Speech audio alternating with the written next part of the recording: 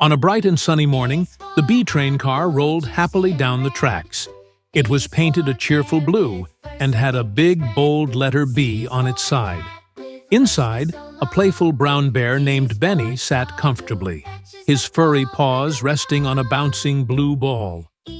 Benny loved riding in the B train car.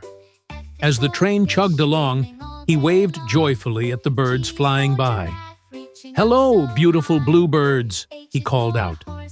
The birds chirped back in delight.